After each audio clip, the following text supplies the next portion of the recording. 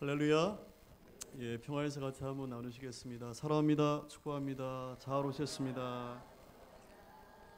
예, 고맙습니다. 아멘 한번 해보시죠. 아멘.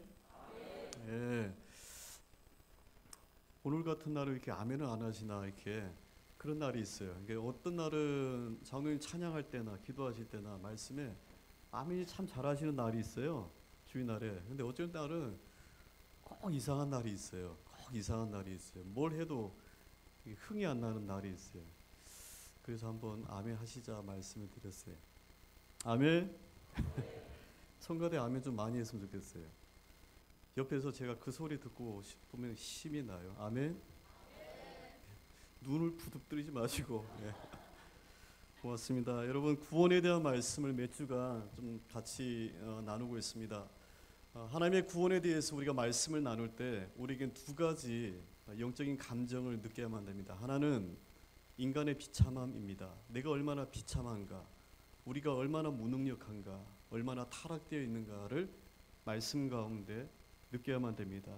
또 하나는 그런 나를 왜 사랑하셨는지, 그런 나를 왜 구원하셨는지에 대해서 하나님의 사랑에 대한 고백을 하게 됩니다. 지난 시간 우리는 구원에 대해서 닭이 먼저냐 알이 먼저냐는 끝나지 아니하는 논쟁이지만 믿음과 구원의 관계에 대해서 분명하게 말씀을 드렸습니다. 정리를 분명하게 하시자 말씀을 드렸어요.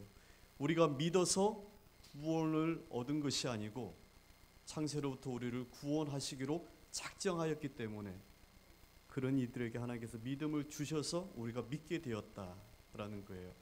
우리가 예수를 믿으면 구원을 받습니다. 맞습니다. 예수를 믿어야 구원을 받습니다.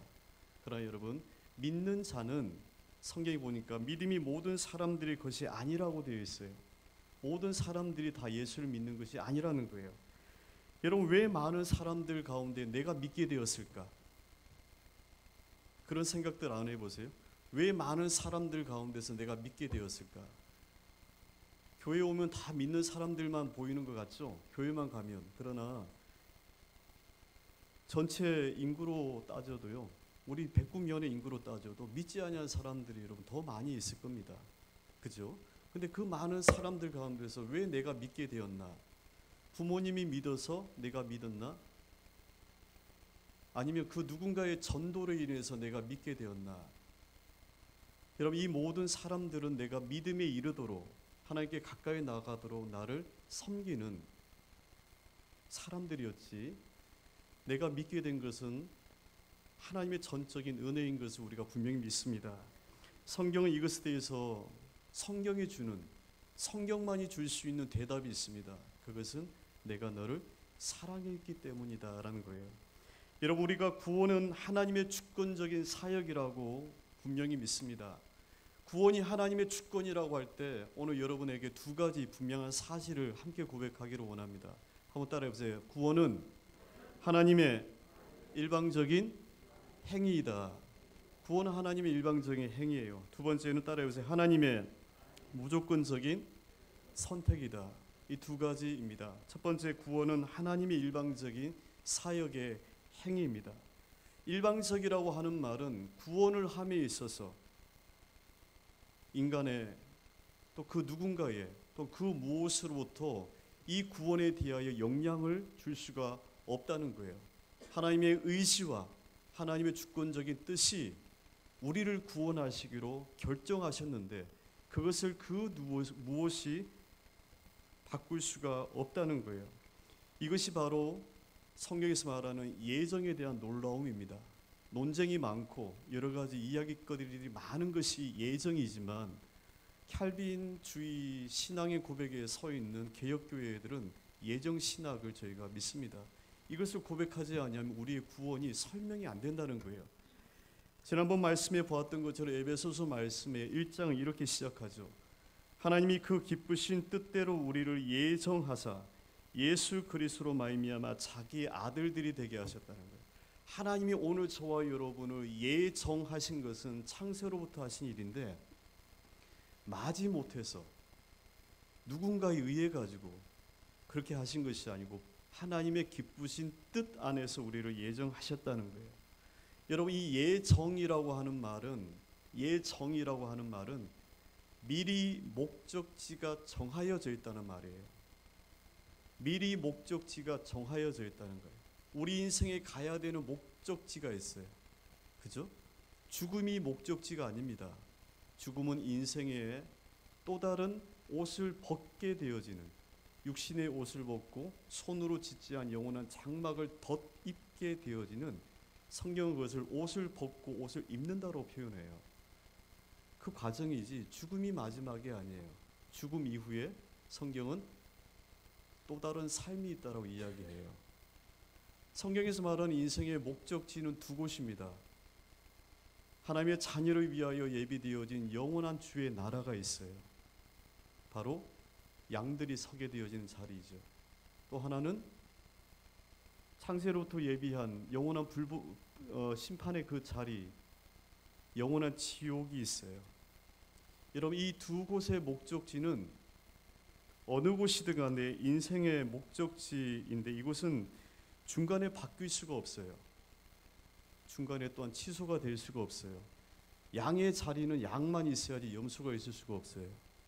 염소의 자리는 염소가 있지 양이 있을 수가 없어요. 양과 염소의 자리는 창세로부터 정하여져 있다는 거예요. 그래서 성경의 말씀 보니까 영생을 얻기로 작정된 자들이 있고 진노에 임할 준비된 그릇이 있다라고 이야기를 하고 있어요. 그래서 예정인 거예요. 하나님이 정하셨다는 거예요.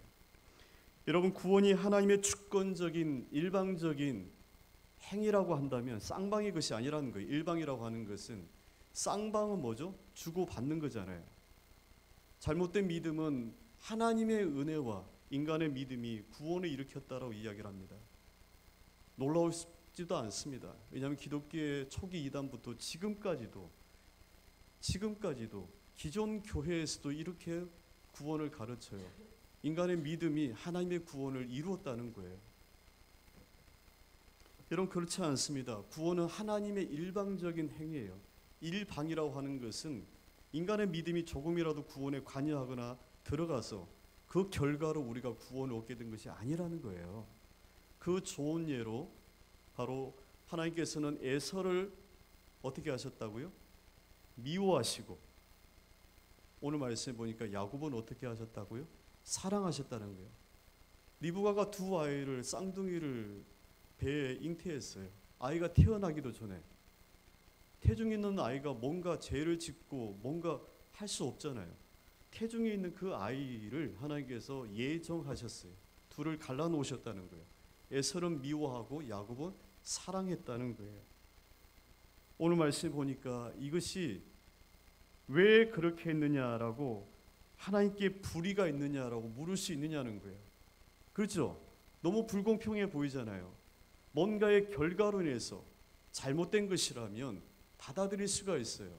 세상의 법이 그렇습니다. 죄도 안 짓는데 벌을 내릴 수는 없어요. 에서가 뭔가를 했기 때문에 하나님이 미워하셨다, 그렇지 않잖아요. 야곱이 뭔가 하나님의 기쁨이 되었기 때문에 야곱을 선택하셨다, 성경은 안 돼 있다는 거예요. 하나님의 주권적인 일방적인 선택이었다는 거예요. 그래서 이것이 공평하지 않다, 불공평하다라고 말할 수 있겠느냐는 거예요. 여러분 생각은 어떠세요? 나도 하나님을 믿지만 이거는 참 불공평하다라고 혹 느껴지지 않으셨어요? 이런 말씀을 읽을 때마다 하나님이 왜 그러시지? 이해할 수 없다라고 느껴져요. 그런 반응이 여러분 마땅합니다. 불공평하다, 바르지 않다, 정의롭지 않다라는 거예요. 그러나 이 부분에 대해서 성경은 그렇지 않다는 거예요. 그래서 토기장의 이야기를 하면서 토기장이가 진흙을 가지고 그 진흙 덩이에서 똑같은 진흙인데도 귀하게 만들 수 있는 귀하게 쓰는 그릇을 만들고 천하게 쓰는 그릇을 만들 수 있는 고난이 없겠냐는 물어요. 똑같은 재료입니다. 근데 똑같은 재료에서 귀하게 쓰는 그릇이 만들어지고 천하게 쓰는 그릇이 만들어져요. 재료의 차이가 아니라 그 사람의 행함의 차이가 아니라 토기장의 주권이라는 거예요. 그렇게 할 수 있다는 거예요. 그래서 이것을 가리켜 세상 사람들은 불공평하다, 공평하지 않다, 라고 이야기하는 거예요. 그래서 내가 예수를 안 믿는다는 거예요. 여러분, 공평하다라고 하는 말, 이 말의 사전의 의미를 보면은 한쪽으로 치우치지 않고 바르다는 거예요. 기울어지지 않았다는 거예요. 그것이 공평하다는 거예요. 세상의 공평의 기준으로 보면요, 하나님의 이 주권은 너무나도 불공평해요.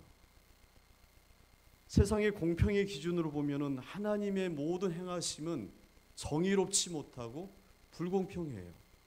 오늘 저와 여러분이 구원이 공평한 것이 아니라는 거예요.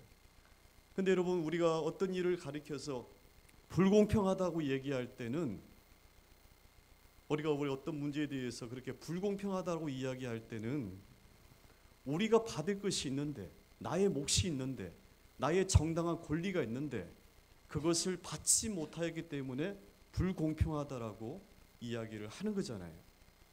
세상에서 우리가 어떤 것을 불공평하다, 회사에서도 우리가 불공평하다고 얘기할 때는 똑같이 일을 해서 내가 받아야 되는 어떤 몫이 있는데, 권한이 있는데, 권리가 있는데 그것을 주장하지 못하기 때문에 우리가 불공평하다라고 이야기해요. 그러나 여러분, 구원에 있어서 오늘 저와 여러분이 주장할 수 있는 권리가 없다는 거예요. 그래서 구원은 공평한 게 아니라 불공평한 거예요. 누구한테요?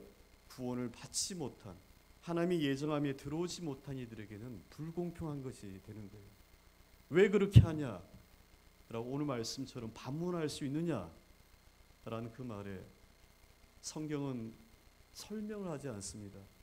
이해를 시켜주지 않아요. 다만 하나님의 주권이라는 거예요. 그래서 여러분, 신앙생활을 여러분 쭉 하시다 보면 우리가 걸려 넘어지는 하나의 담이 있다면 하나님의 주권이라는 이 신앙의 고백이에요. 하나님의 주권이라는 이 신앙의 고백이 때로는 우리를 더 넓은 곳으로 인도하시는 하나님의 축복이 됩니다. 내가 뭔가를 하지도 않았는데, 내가 애써지도 않았는데 하나님이 나에게 이런 큰 복을 주셨구나. 하나님의 주권의 축복이거든요. 신명기에서 주의 백성에게 모세를 통하여 하셨던 말씀이, 너희가 짓지 아니한 집을 주고 파지 아니한 우물을 주고 세우지 아니하는 집을 너희에게 주겠다는 겁니다. 심지 아니한 포도에서 포도나무를 따먹게 하겠다는 거예요. 그들이 한 게 아무것도 없지만 내가 너를 사랑함으로 그렇게 주시겠다는 거예요. 그러나 이 하나님의 주권이라고 하는 신앙의 고백이 때로는 우리를 걸려 넘어지게 하는 일이 많습니다. 이해될 수 없고 설명할 수 없는 우리 인생의 답답한 일을 경험할 때마다 마치 결론이 나 있는 인생처럼 내가 아무리 애쓰고 아무리 노력해도 안 되는 건가? 라고 생각을 하게 된다는 거예요. 여러분, 예정론하고 숙명론은 달라요. 예정은 하나님이 예정하신 것인데 그것은 우리를 축복하시는 예정이에요. 숙명은 사주팔자, 운명이에요. 우리를 갇히게 하는 거예요. 더 이상 우리의 삶이 변화되거나 그 굴레를 벗어나지 못하도록 하는 것이 숙명론이에요. 숙명론은 믿으면 믿을수록 우리의 삶이 마귀의 권세에 메어지는 겁니다. 그러나 구원과 하나님의 예정은 우리를 축복하시는 거예요. 구원에서 우리가 마땅히 받아야 될 권리가 없어요. 죄인이 우리의 마땅한 권리는 심판받을 권리는 있어요. 그러나 우리가 구원을 받음에 있어서 나의 권리가 이건데 하나님 왜 그렇게 사용하지 않습니까? 라고 주장할 수가 없어요. R.C. 스폴이라고 하는 이런 신학학자가 이런 말을 했어요. 하나님은 사람들에게 공의를 베푸실 의무가 있지만, 잘하고 못한 것에 대해서 심판하실 의무가 있지만 하나님께서 긍휼을 베푸셔야 될 의무는 결코 없으시다는 거예요. 하나님은 정의로우신 분이시고 공의로우신 분이시기 때문에 그 죄에 대해서 심판하셔야 되는 의무가 있어요. 그러나 하나님이 나를 사랑하시고 나를 구원하셔야 되는, 긍휼을 베푸셔야 되는 이유가 없다는 거예요. 여러분, 은혜가 바로 여기에 있습니다. 우리가 예수를 믿고도 깨닫지 못하는 은혜가 바로 여기에 있어요. 교회를 다니는 게 여러분 믿는 게 아닙니다. 믿고 하나님의 나라에 가는 것, 여러분 이게 우리 신앙생활의 전부가 아니라는 거예요. 얕은 물가가 있고 깊은 물가가 있어요. 얕은 물가에서 평생을 신앙생활을 하고 이게 예수 믿는 것이구나 라고 느끼는 것은 정말로 여러분 인생이 아까워요. 너무나도 아까워요. 더 넓고 더 깊은 하나님의 은혜의 세계가 있다는 거예요. 죄인인 우리가 구원이라고 하는 것에 있어서 깨닫는 것은 하나님이 나를 구원하실 이유가 아무것도 없다는 거예요. 오늘 하나님이 여러분을 구원하실 이유가 없어요. 하나님이 여러분을 인도하시고 지켜주셔야 될 이유가 없어요. 여러분의 기도에 하나님이 응답하셔야 될 이유가 없다는 겁니다. 기도했기 때문에 기도가 응답된다? 아니요. 하나님이 나를 구원하시고 나와 함께 하셔야 될 이유가 없어요. 하나님은 나를 창세로부터 예비되어진 영원한 불에 들어갈 수 있는 염소의 자리에 우리를 세울 수도 있어요. 하나님은 심판 때에 불에 던져질 가라지가 되게 하실 수도 있어요. 오늘 저와 여러분이. 그러나 하나님은 예정하셔서 오늘 저와 여러분을 구원 넣는 자리에 세우셨다는 거예요.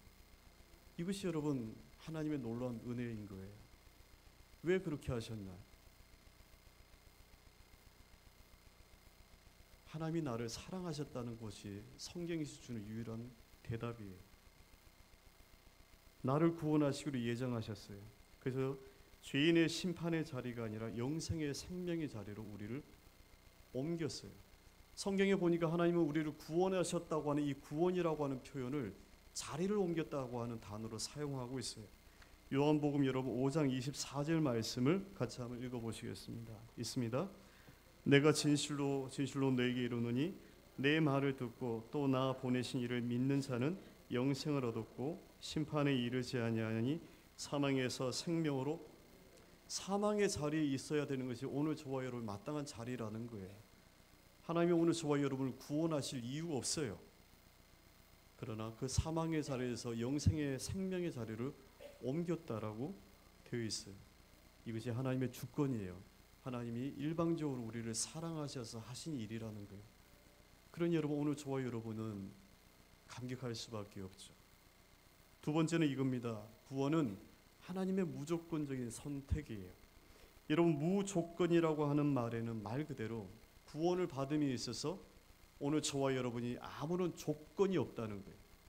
우리가 하나님께 어떤 믿음의 행위의 조건을 보임으로 인하여 우리가 구원을 얻게 된 게 아니라는 거예요. 전적으로 하나님의 은혜만이 있어요. 디모데후서 1장 9절 말씀입니다. 같이 읽어보겠습니다. 하나님이 우리를 구원하사 거룩하신 소명으로 부르심은 우리 행위대로 하심이 아니요 오직 자기 뜻과 영원 전부터 그리스도 예수 안에서 우리에게 주신 은혜대로 하심이라 라고 했어요.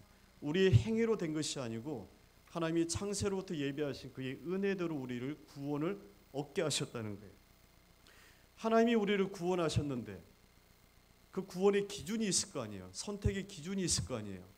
그런데 아무런 선택의 기준이 정말로 없나? 여러분 우리가 마트에서나 작은 물건을 하나 살 때도 소비자의 어떤 마음에 들기 때문에 그 많은 여러 종류들 가운데 그거 사는 거 아니겠어요? 디자인이든 기능이든 여러 가지 것들이 뭔가가 마음에 들었기 때문에 가격이든 그래서 내가 그 기준에 따라서 물건을 사는 거예요. 하물며 오늘 저와 여러분이 죄악의 심판의 자리에서 생명의 의인의 자리로 우리가 구원의 자리로 옮겨졌다고 우리가 믿는데 이 우주적인 사건에 오늘 저와 여러분이 심판이 아니라 구원을 받게 되어진 하나님의 선택에 아무런 기준이 없을까? 기준은 분명히 있을 겁니다. 다만 그것을 알지 못한다는 거예요. 모른다는 거예요. 오묘하고 기쁘신 하나님의 뜻이 분명히 있을 겁니다. 오늘 저와 여러분을 택하신 하나님의 뜻이 있을 거예요. 왜 나를 택하셨냐? 성경의 분명한 대답은 사랑하기 때문이에요. 그러나 우리가 거기에 만족하지 않죠. 뭔가 있으니까 나를 택하지 않았나? 내가 열심을 내고 하나님께 열심히 기도하고 내가 열심히 믿음 생활을 할 것을 아시고 나를 택하신 것이 아니나 알 수 없다는 거예요. 하나님의 분명한 뜻은 있지만 성경을 통해서 하나님께서 그 기준의 뜻을 계시하지 않으셨기 때문에 우리가 그것을 알 수 없다는 거예요. 모른다는 거예요. 분명한 것은 이겁니다. 하나님이 왜 나를 택하셨는지 하나님에게는 기준이 있을 거예요. 그러나 그것이 성경을 통해서 알려주지 않으셨기 때문에 우리가 모르지만 분명한 것은 이겁니다. 나에게서는 내가 구원받을 만한 아무런 이유가 없다는 거예요. 아무리 찾아봐도 내가 구원받을 만한 아무런 이유가 없다는 거예요. 이것이 여러분 구원을 받음에 아무런 조건이 없다고 하는 이 말이 놀라운 겁니다. 놀라지가 않으시죠? 너무 놀라운 거예요. 혹 다른 종교를 믿다가 기독교로 개종하셔서 믿게 되신 분들이 있으신가요? 아니면 친척들 가운데 있으세요? 그분들을 보십시오. 세상 어느 종교든 간에 아무런 대가 없이 죄인을 사랑하고 구원에 이르도록 하는 종교가 없어요.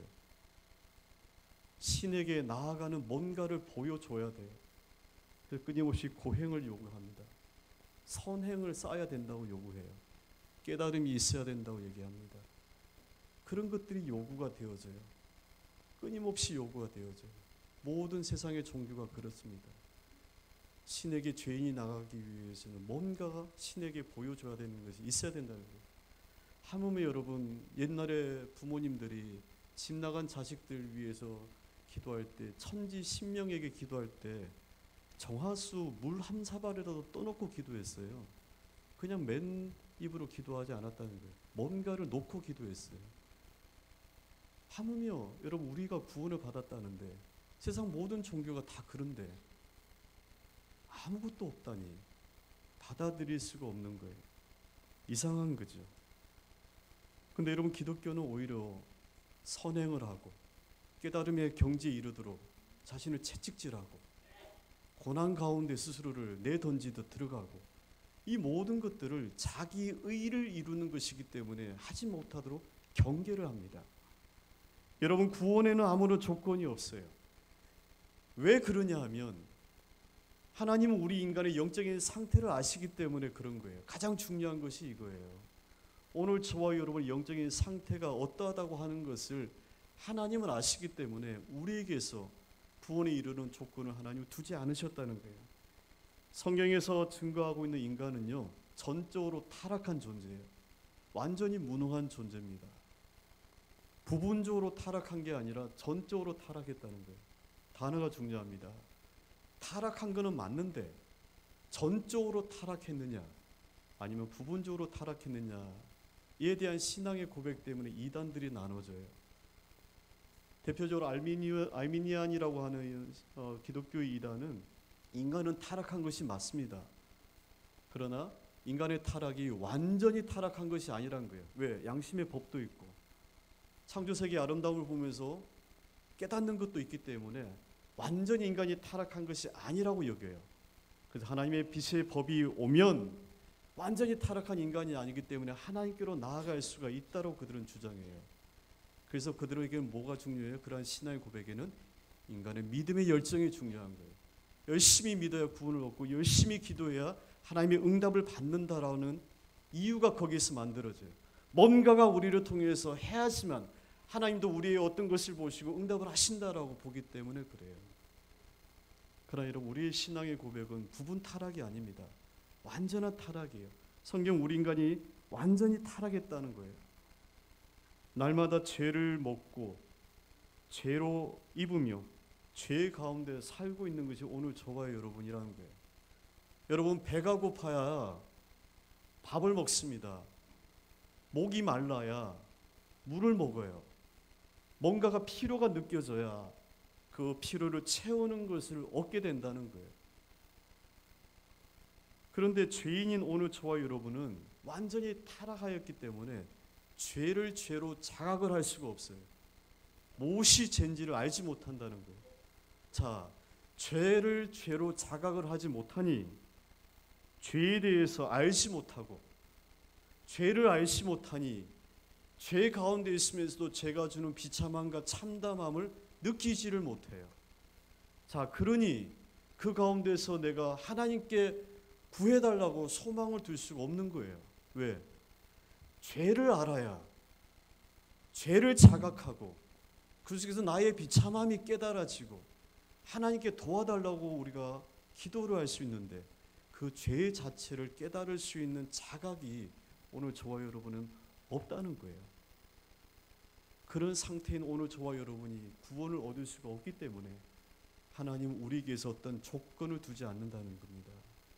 여러분 기도 많이 하셔야 돼요. 하나님을 믿어도 정말로 열심히 뜨겁게 믿으셔야만 됩니다. 그러나 그것조차도 우리가 하나님께 나의 어떤 것을 얻고자 하는 수단은 될 수가 없어요. 모든 것이 하나님의 선하신 뜻 안에 이루어집니다. 기도하지 않았어요. 그런데도 기도하지 않은 것이 이루어졌어요. 하나님의 그것도 여러분 주권입니다. 기도를 안 했는데도 응답이 됐네. 다음부터도 기도 안 해도 되겠네. 이렇게 생각을 해서는 정말 어리석은 사람이 되죠. 그런 나를 하나님께서 이렇게 인도하셨구나라고 더 두렵게 느끼셔야 돼요. 여러분 하나님의 선택에는 오늘 저와 여러분이 구원을 받고 이 자리에 있게 된 것은 전적으로 아무런 조건이 없어요. 만약 우리에게서 구원을 얻는 조건이 있다면 아마 저도 탈락자고 여러분도 애초에 다 탈락자일 겁니다. 다 탈락자예요.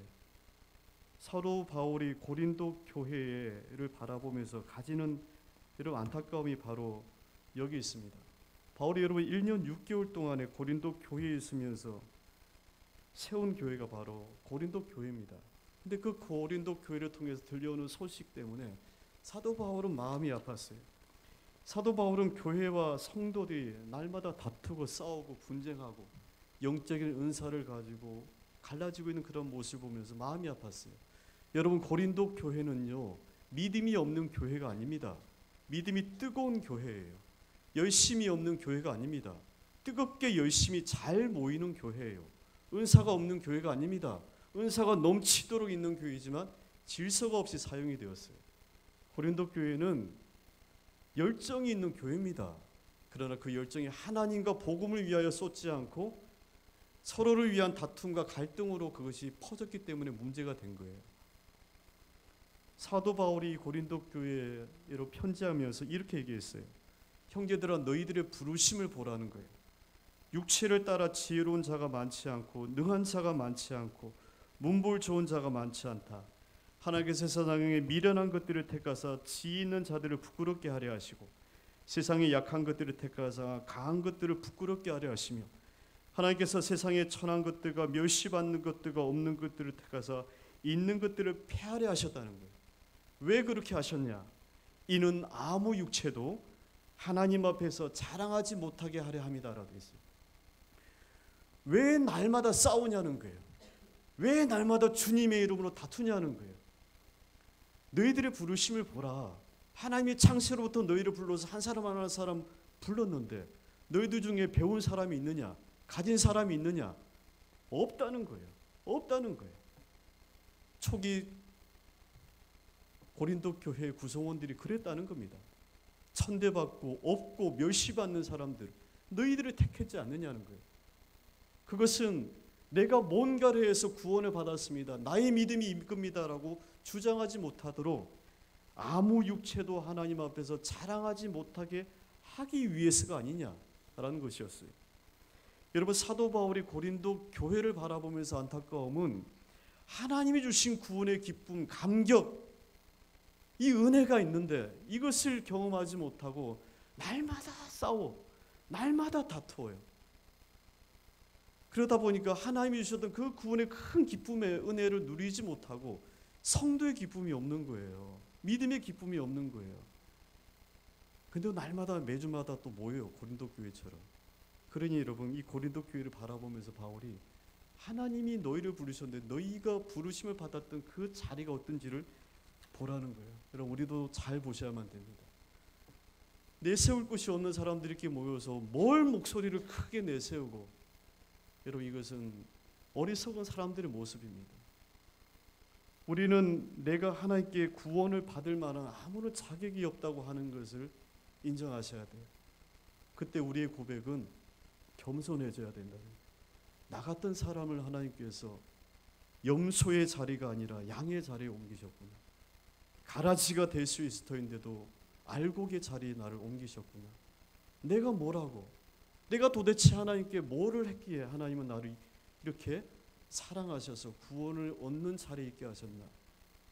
몇십 년을 믿어도 아직도 믿음이 이 정도밖에 안 되는데 내가 뭐라고? 그래서 하나님의 주권은 설명할 수 없는 하나님의 은혜인 거예요. 그래서 사도 바울의 고백처럼 아무 육체도 하나님 앞에서 자랑하지 못한다는 거예요. 겸손해야 된다는 거예요. 사도 바울이 로마 교회에 편지를 보냅니다. 편지를 보내면서 구원에 대해서 이야기를 하면서 하나님이 이스라엘을 아니라 너희를 택하신 이유를 얘기하면서 이방인들을 구원하시기로 기뻐하시는 하나님의 뜻을 그들에게 편지 가운데 전해요. 그러면서 이 로마 교회 교인들에게 경계를 하면서 주의하라고 하면서 하는 말씀이 교만하지 말라는 겁니다. 여러분 로마서 11장 우리 20절 23절 말씀입니다. 같이 읽겠습니다. 옳도다 그들은 믿지 아니함으로 꺾이고 너는 믿음으로 섰느니라. 높은 마음을 품지 말고 도리어 두려워하라. 하나님이 원 가지도 아끼지 아니하셨은즉 너도 아끼지 아니하리라. 그러므로 하나님의 인자하심과 준엄하심을 보라. 넘어지는 자에게는 준엄하심이 있으니 너희가 인자하심에 머물러 있으면 그 인자가 너에게 있으리라. 그렇지 아니하면 너도 지키는 바니라. 사도 바울이 이방인의 구원에 대해서 쭉 이야기하면서 돌 감람나무인 너희를 원 참 감람나무에 접붙임하였다는 거예요. 참 감람나무를 잘라버리고 돌 감람나무인 너희를 접붙임해서 열매를 맺게 되었다. 이 이야기를 한 거죠. 이방인들 입장에서는 어떻게 됐어요? 하나님이 나를 이렇게 사랑하셨네 라고 느낄 뿐만 아니라 야 내가 참 대단한 거구나 뭐 그렇게 느끼겠죠. 그들에게 사도 바울은 옳다. 그들은 믿지 않았기 때문에 꺾이고 너희는 믿음으로 섰다. 높은 마음을 품지 마라. 도리어 두려워해야 된다. 하나님이 원래 백성도 아끼지 않고 가지를 잘라버렸는데 하물며 접붙이는 너희는 어떻게 했느냐라는 거예요. 그러면서 하나님의 인자하심과 준엄하심을 보라는 거예요. 공동 번역으로 읽어봅니다. 하나님께서는 자비로우시고 준엄하시기도 하시다는 것을 알아두십시오.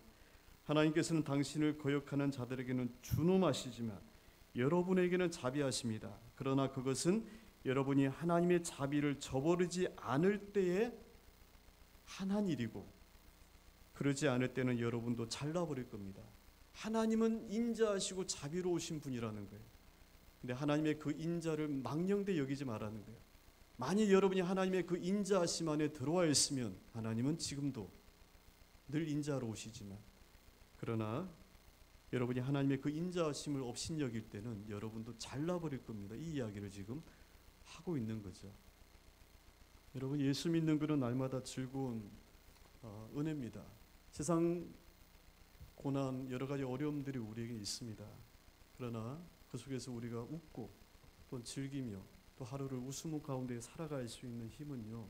내가 예수 믿는 주의 자녀라고 하는 이 분명한 사실에 있습니다.